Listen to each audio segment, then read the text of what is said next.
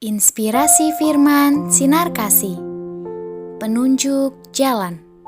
Kisah para Rasul 2 ayat 4. Maka penuhlah mereka dengan Roh Kudus, lalu mereka mulai berkata-kata dalam bahasa-bahasa lain, seperti yang diberikan oleh Roh itu kepada mereka untuk mengatakannya. Peristiwa Pentakosta menjadi penanda penting akan kabar keselamatan dari Tuhan Yesus Kristus. Saat hari Pentakosta tiba, di Yerusalem berkumpul orang-orang dari berbagai daerah, wilayah, dan suku bangsa. Para murid yang sedang berdoa di kamar loteng Yerusalem tiba-tiba dilawat dan dipenuhi Roh Kudus dengan cara yang begitu fantastis.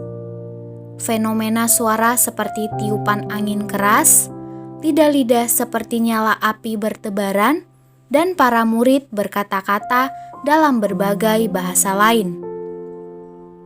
Peristiwa yang spektakuler itu disaksikan oleh banyak orang dan menimbulkan banyak tanggapan.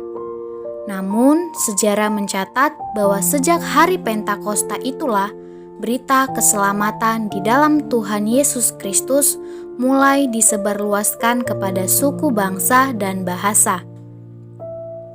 Bahkan setelah itu, orang banyak yang mendengar khotbah Petrus, bertobat dan dibaptis.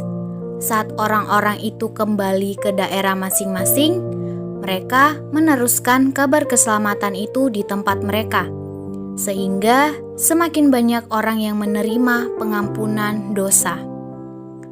Roh Kudus yang memenuhi murid-murid menjadikan mereka berbicara dan bertindak penuh kuasa Allah. Injil yang diberikan mampu menerobos hati manusia yang keras dan tertutup. Dan Roh Kudus juga memenuhi setiap orang yang menerima berita keselamatan dalam Yesus Kristus. Mereka pun kemudian diurapi serta diberi kuasa untuk meneruskan berita keselamatan kepada orang lain lagi. Saudara yang telah diselamatkan, mintalah kuasa Roh Kudus untuk hidup sebagai saksinya. Tuhan Yesus memberkati.